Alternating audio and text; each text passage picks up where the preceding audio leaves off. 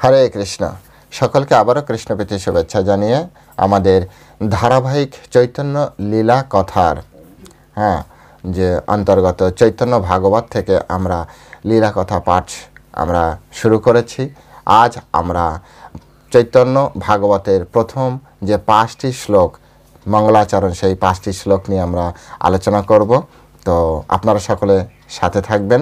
চলুন শুরু করি। শুরুতে একটা ছোট্ট অনুরোধ, আমরা বিশেষ অনুরোধ করি যে এই চ্যানেলে আমাদের সমস্ত সনাতনী শাস্ত্র অ্যাজ ইট ইজ রূপে উপস্থাপন করা হচ্ছে, তাই আপনারা সাবস্ক্রাইব করার মাধ্যমে আমাদের সাথে থাকুন এবং এই চ্যানেলকে সব জায়গায় ছড়িয়ে দেওয়ার মাধ্যমে সনাতন ধর্ম প্রচারে নিজেকে যুক্ত করুন। তো চলুন শুরু করি। নম ওম বিষ্ণু পাদায় কৃষ্ণ প্রেষ্ঠায় ভূতলে শ্রীমতী ভক্তিবেদান্ত স্বামিনীতি নামিনে নমস্তে সারস্বতী দেবী গৌরবাণী প্রচারিণে নির্বিশেষ শূন্যবাদী পাশ্চাত্য দেশতারিণে বাঞ্ছা কল্পতরুর ভৈষ্ঠ কৃপা সিন্ধু ব্যবচা পতিতানাম পাবনেভ্য বৈষ্ণবেভ্যো নমো নমঃ। জয় অনন্ত কোটি বৈষ্ণববৃন্দ কি, জয় শিলা প্রভুপাদ কি, জয় নিতাই গৌর শ্বেতনাথ প্রতি প্রেমানন্দে হরি বল। হরে কৃষ্ণ হরে কৃষ্ণ। তো এখন আমরা চৈতন্য ভাগবতের অন্তর্গত প্রথম 5টি যে শ্লোক মঙ্গলাচরণ, যে শ্লোকের মাধ্যমে আপনার বৃন্দাবন দাস ঠাকুর ভক্তদের চরণে আত্মসমর্পণ করে প্রণাম করেছেন, জয় জয়কার করেছেন ভক্তদেরকে, ভগবানকে। তো সেইগুলি আমরা পড়ব। মঙ্গলাচরণ। অজানুলম্বিত ভুজৌ কনকাবদাতৌ সংকীর্তনৈকপীতরৌ কমলায়তাক্ষৌ বিশ্বম্ভরৌ দ্বিজবরৌ যুগধর্মপালৌ বন্দে জগৎপ্রিয়করৌ করুণাবতারৌ। তো এই শ্লোকের যে বাংলা আবিধানিক অর্থ, সেই আবিধানিক অর্থ হচ্ছে যাদের বাহুদয় জানু পর্যন্ত অজানুলম্বিত ভুজ, অর্থাৎ এই যে হাত, আমাদের হাত সাধারণত হাঁটু পর্যন্ত যায় না, কিন্তু মহাপুরুষদের হাত বা ভগবানের হাত হাঁটু অবধি লম্বা থাকে। এই জন্য বলা হচ্ছে অজানুলম্বিত ভুজ। কনকাবদাতৌ, অর্থাৎ দেহ বর্ণ হচ্ছে কনক, মানে হচ্ছে স্বর্ণাভ বলতে এখানে বোঝায় যে স্বর্ণকে জাস্ট জ্বালানোর পরে যে তরল যে ভাবটা আসে, ওই সময় যে কালারটা হয় ওটা কনকাবদাতৌ, স্বর্ণাভ, উজ্জ্বল জ্যোতি, সেখান থেকে একটা উজ্জ্বল জ্যোতি বেরোয়। আমাদের দেখবেন এই জড়জগতে জড়জগতের কোনো জ্যোতি নেই, কিন্তু ভগবান এবং ভগবানের ভক্তি বা ভগবানের ভক্ত যারা, তাদের শরীর থেকে এক ধরনের সবসময় জ্যোতি বের হয়। এটি একটি লক্ষণীয়। এমনকি এখনও অবধি যারা ভগবানের শুদ্ধ ভক্ত না, আমাদের এখানেও আমরা দেখি, তারা যখন ঠিক আমাদের মতো নয়, তাদের শরীর থেকে এক ধরনের একটা আলাদা আকর্ষণীয় জ্যোতি বের হচ্ছে, মনে হচ্ছে একটা আলোক রশ্মি তাদের শরীর থেকে বের হয়। আপনি দেখবেন আমাদের এখানে যারা মহারাজরা আসে, দেখবেন খেয়াল করে, বিশেষ করে যারা শিল প্রভুপাদের শিষ্যবৃন্দ আছে, দেখবেন এক ধরনের জ্যোতি তাদের ভিতর থেকে বিকিরণ হচ্ছে। তারপরে বলা হচ্ছে যে তাদের চক্ষুদয় কমলায়তাক্ষৌ, তাদের চক্ষুদয় কি কমল মানে হচ্ছে পদ্মের পাতার মতো এরকম টানা, এইরকম করে এতটা টানা খুব সুন্দর। তারা চোখ দুটি মানে পদ্মের ফুলের পাপড়ির মতো বিস্তৃত। যারা ব্রাহ্মণদের মধ্যে সর্বশ্রেষ্ঠ, বিশ্বম্ভরৌ দ্বিজবরৌ, তারা হচ্ছে দ্বিজবরৌ, তারা হচ্ছে ব্রাহ্মণদের ভিতরে সর্বশ্রেষ্ঠ এবং যুগধর্মের পালক। যুগধর্ম তারা পালন করছে। যুগধর্ম কি? কলিযুগ ধর্ম হয় নাম সংকীর্তন। চারি যুগে চারি ধর্ম জীবেরও কারণ। তো কলিযুগের ধর্ম হচ্ছে নাম সংকীর্তন করা, তাই তারা নাম সংকীর্তন করবে। এখানেও করছে সংকীর্তন পিতরৌ। বিশ্বের মহান ভরণ পোষণকারী, বিশ্বম্ভর মানে হচ্ছে যিনি বিশ্বের ভরণ পোষণ প্রদানকারী, বিশ্বম্ভর। ভগবানের মহাবদন্য পরম করুণাময় অবতার,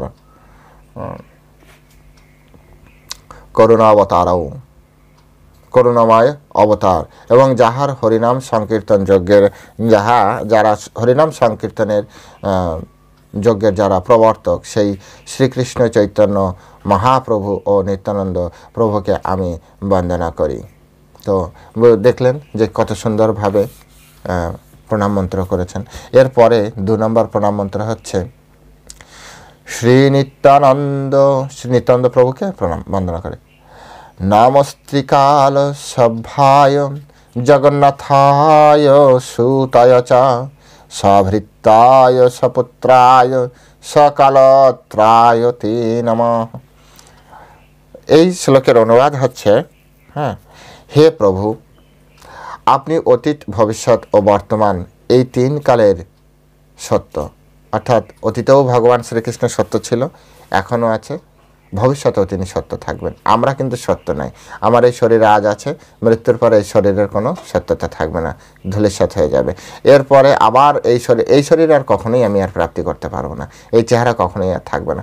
পরে আবার যখন জন্ম, যদি কখনো ভগবান যদি চাই হবে, তো যদি জন্ম হয় তাহলে আবার নূতন একটি শরীর প্রদান করা হবে। কিন্তু কৃষ্ণ বা নিত্যানন্দ প্রভু এরকম নয়। ওনাদের নিজস্ব শরীর, ওনাদের শরীর ফিক্সড। আমাদের মতো এরকম পঞ্চভৌতিক শরীর নয় তো ওনাদের, সেই জন্য ওনাদের শরীরটা ফিক্সড।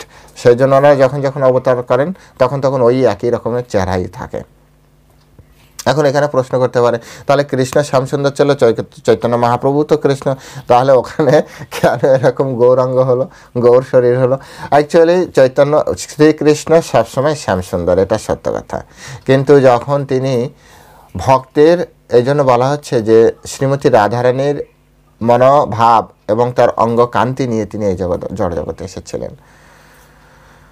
তো শ্রীমতী রাধারানীর অঙ্গ কান্তি এরকম, মানে তপ্ত কাঞ্চন গৌরাঙ্গী রাধে বৃন্দাবনেশ্বরী। তপ্ত কাঞ্চন অর্থাৎ কাঞ্চন, সোনা, স্বর্ণ যদি আমরা জ্বালাতে তপ্ত আগুনে তাপিত করি তাহলে তারপরে যে কালার হয় সেই কালার, ওনার শরীর হচ্ছে এরকম। সেই কালারটা নিয়েই চৈতন্য মহাপ্রভু এসেছিলেন, অঙ্গ কান্তি আর মনোভাব।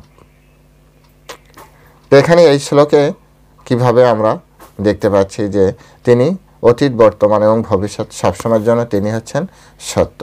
আপনি, হ্যাঁ, জগন্নাথ মিশ্রের পুত্র ভগবানকে বলছে, আপনার পার্ষদ এবং তার বা ভৃত্যরূপী ভক্তগণের, আপনার পুত্রগণের, হ্যাঁ, এবং আপনার শক্তিগণের সহিত আপনাকে বারংবার নমস্কার করি।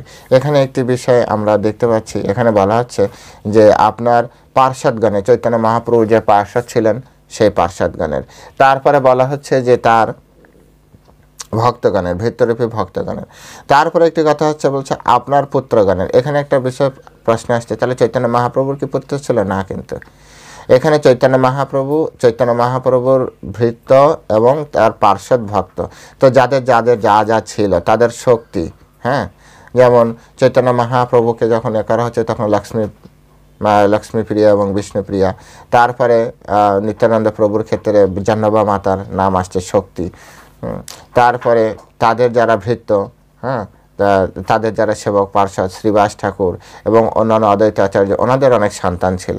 তো সেই জন্য বলা হচ্ছে যে আপনাদের সন্তানকে পুত্রগণের সহিত আপনাদের শক্তিগণের, অর্থাৎ তাদের যারা স্ত্রী ছিল, স্ত্রীর হচ্ছে পরমেশ্বর ভগবানের এই শক্তি, তো তাদেরকে বারংবার নমস্কার করি। তারপরে 3 নম্বর শ্লোক,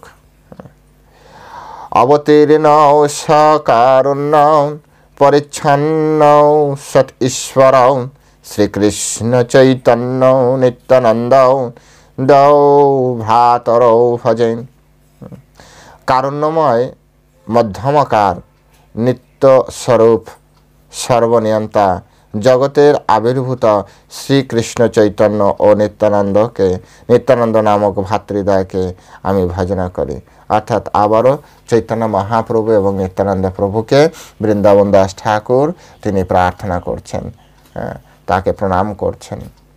পরে বলছেন, সজয়তি বিশুদ্ধ বিক্রম কনকাভ কমলায় তক্ষণম বরজানুলম্বিত সরভুজ বহুদা ভক্তি রসাভিনর্তকম। শুদ্ধ সত্যময় স্বর্ণকান্তি পদ্ম পলাশ লোচন, জানু পর্যন্ত বিস্তৃত সরভুজা সর্বযুক্ত কীর্তনকালে ভক্তিরস পরিপ্লুত বিভিন্ন প্রকারের নৃত্যশীল এবং শ্রীমান মহাপ্রভু জয়যুক্ত। এই শ্রীমান মহাপ্রভু জয়যুক্ত হন, শ্রীমান মহাপ্রভুর জয়ধ্বনি প্রদান করছে। ওনার গুণাগুণ এখানে ব্যক্ত করছেন। শুদ্ধ সত্যময়, তিনি ছিলেন শুদ্ধ সত্যময়। হ্যাঁ, তারপরে কি স্বর্ণকান্তি, তার গায়ের রং ছিল উজ্জ্বল স্বর্ণকান্তি। পদ্ম পলাশ লোচন, পদ্ম পলাশ লোচন তার চক্ষু। তারপরে জানু পর্যন্ত বিস্তৃত হাত। কীর্তনকালে ভক্তিরস পরিপ্লুত বিভিন্ন প্রকারের নৃত্যশীল। চৈতন্য মহাপ্রভুকে নটরাজ বলা হয়। চৈতন্য মহাপ্রভু খুব নৃত্য কীর্তন করতেন, যখনই কীর্তন হতো খুব নৃত্য করতেন। নিত্যানন্দ প্রভু, সকল পার্শ্বদবৃন্দ এরকম খুব নৃত্য করতেন। শ্রীবাসাঙ্গনের নৃত্য যখন করতেন, যখন লাফাতেন অনেক উঁচুতে উঠতেন। হ্যাঁ, 7 হাত লম্বা ছিলেন, 7 হাত না সরি 7 ফুট লম্বা ছিলেন। ওইরকম প্রকাণ্ড শরীর ছিল এবং অনেক উঁচু পর্যন্ত লাফিয়ে লাফিয়ে উঠতেন। আষ্টসাত্ত্বিক বিকারের ফলে তো এরকম হতো। তো ভগবান এবং ভক্তিরস, ভক্তির যে আসলে রস আছে, আমরা তো এখনো সেই রসটা ঠিক সেইভাবে আস্বাদন করার যোগ্য হয়ে ওঠেনি, রসপাত্র হয়ে ওঠেনি। তাই আমরা অতটা কি করে ভক্তির রসই আস্বাদন করতে পারছি না। কিন্তু শুদ্ধ ভক্তরা ভগবানের এই ভক্তির রস আস্বাদন করতে পারেন। চৈতন্য মহাপ্রভু শিখিয়ে দিয়ে গিয়েছেন তিনি কিভাবে ভক্তির রস আস্বাদন করতে হয়। তো সেই শুদ্ধ ভক্তরা ভক্তির ঠিক রস আস্বাদন করছে।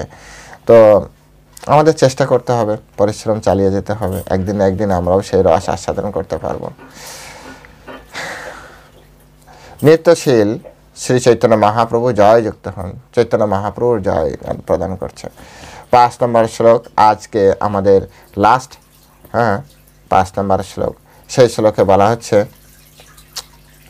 জয়তি জয়তি দেব কৃষ্ণ চৈতন্য চন্দ্র, জয়তি জয়তি কীর্তিতস্য নিত্য পবিত্রান, জয়তি জয়তি ভৃত্যতস্য বিশ্বমূর্তি, জয়তি জয়তি নিত্যম তস্য সর্বপ্রিয়ানাম। বলছে লীলাময় সরাট পুরুষ, সরাট মানে হচ্ছে স্বাধীন পুরুষ। ভগবান কিন্তু স্বাধীন, আমার আপনার মতো পরাধীন নয়। ভগবান স্বাধীন। বলা হচ্ছে যে লীলাময় সরাট পুরুষ শ্রীকৃষ্ণ চৈতন্য মহাপ্রভু জয়যুক্ত হন এবং জয়যুক্ত হন, তার চিরন্তন পবিত্র কীর্তি জয়যুক্ত হন। এই যে তিনি যে কীর্তি স্থাপন করে গিয়েছেন এই কলিযুগে, এটি আপনার জয়যুক্ত হোক। কারণ প্রতি কলিতে কিন্তু চৈতন্য মহাপ্রভু আসে না। প্রসঙ্গত তাই বলে রাখি, চৈতন্য মহাপ্রভু শুধু সেই কলিতেই আসেন যে দাপরে ভগবান পরমেশ্বর ভগবান শ্রীকৃষ্ণ আসেন। ভগবান কিন্তু প্রত্যেক দাপরে কৃষ্ণ আসেন না। ভগবান আসেন সপ্তম মন্বন্তরে, ব্রহ্মার প্রতিদিনে একবার। সপ্তম মন্বন্তরের অষ্টবিংশ চতুর্যুগে পরমেশ্বর ভগবান শ্রীকৃষ্ণ একবার আসেন। হ্যাঁ, অর্থাৎ আমরা যে চতুর্যুগে আছে এটি হচ্ছে অষ্টবিংশ চতুর্যুগ চলছে, সপ্তম মন্বন্তর চলছে। এর আগে আরও 7টা মন্বন্তর চলে গিয়েছে। একটা মন্বন্তরে 71 চতুর্যুগ থাকে। আমরা অষ্টবিংশ অর্থাৎ 28তম চতুর্যুগে আমরা আছি। এই কলিযুগ যখন চলছে, এই কলিযুগের পরে আবার সত্যযুগ আসবে। এইভাবে চলবে, সাইক্লিং চলবে 71 চতুর্যুগ পর্যন্ত। 71, আমরা আসি 28তমে। এবং সেই সব জায়গায় পরমেশ্বর ভগবান আর আসবেন না। সেখানে যুগধর্ম প্রবর্তক অর্থাৎ বিষ্ণু অবতারেরা আসবেন। তাই প্রত্যেক কলিতে চৈতন্য মহাপ্রভু আসেন না, প্রত্যেক দাপারেও শ্রীকৃষ্ণ আসেন না। সেই জন্য আমরা অত্যন্ত ভাগ্যবান। আমরা সেই দাপরের কলিতে আছি যে দাপরে পরমেশ্বর ভগবান শ্রীকৃষ্ণ তিনি আবির্ভূত হয়েছিলেন। সেই জন্য আজও বৃন্দাবন এবং পরমেশ্বর ভগবানের সেই বাড়ি, গোবর্ধন এগুলো আমরা দেখতে পাচ্ছি। অন্যান্য দাপরে এগুলো অতটা দেখা যাবে কিনা জানি না। তো দেখা যাক। তারপরে হচ্ছে আপনার চৈতন্য মহাপ্রভু তো আসবেন না। এই যে কারুণ্য অবতার, মহাবাদান্য অবতার, ঔদার্য অবতার, এই চৈতন্য মহাপ্রভু তিনি তো আসবেনই না, প্রত্যেক কলিতে আসবেন না। আবার আসবেন এর পরের মন্বন্তরে, অর্থাৎ অষ্টম মন্বন্তরের অষ্টবিংশ চতুর্যুগের দাপরের পরে যে কলি, সেই কলিতে তিনি আবার আসবেন চৈতন্য মহাপ্রভু রূপে। কৃষ্ণ আবার আসবেন এই ধরনের লীলা করার জন্য। তো সেজন্য বলা হচ্ছে যে আপনার তার চিরন্তন পবিত্র কীর্তি, এই যে কীর্তি স্থাপন করেছেন, এটা কিন্তু অনেকটা দিনের ব্যাপার, অনেক দিনের ব্যাপার। আপনারা হিসাব করে দেখতে পারেন যারা হিসাব বোঝেন। পবিত্র কীর্তি জয়যুক্ত হন এবং জয়যুক্ত হন হে পরমেশ্বর, পরমেশ্বর শ্রী চৈতন্য মহাপ্রভু ভৃত্যগণ জয়যুক্ত হন, জয়যুক্ত হন এবং তার বিশ্ব ব্রহ্মাণ্ডের প্রিয় ভক্তগণের নৃত্য জয়যুক্ত হন, জয়যুক্ত হন। হরে কৃষ্ণ। তো আজ এই জয়যুক্ত হন এই জয়ধ্বনি দিয়েই আজ এইখানেই এই ভিডিও শেষ করছি। তো আগামী দিন আমরা আরও মানে কি বলা যায় যে নেক্সট আমাদের যে আলোচ্য বিষয় থাকবে সেটি হচ্ছে ভগবত ভক্তের বন্দনার কারণ এবং ভক্ত পূজা শ্রেষ্ঠত্বের শাস্ত্রীয় প্রমাণ। ভগবানের থেকে ভক্তের পূজা করা যে শ্রেষ্ঠ তার শাস্ত্রীয় প্রমাণ বৃন্দাবন দাস ঠাকুর প্রদান করবেন। তো আপনারা সাথে থাকবেন। সাথে থাকার জন্য চ্যানেলটি সাবস্ক্রাইব করে রাখবেন প্লিজ। আর এই ভিডিও সকলের কাছে পৌঁছে দিন, কারণ এটি চলবে দীর্ঘদিন ধরে। আমি আবার বইটা দেখিয়ে দিই, বইটাই যে এত বড় বই, সুতরাং এটি দীর্ঘদিন ধরে চলবে এবং এর ভিতরে যে ব্যাখ্যা আছে, সেই ব্যাখ্যাটা খুব প্রাঞ্জল ভাষায় আমি আপনাদেরকে বোঝানোর চেষ্টা করব। তো সকলে সাথে থাকবেন। হরে কৃষ্ণ। আজ এ পর্যন্তই। জয় শিলা প্রভুপাদ কি জয়।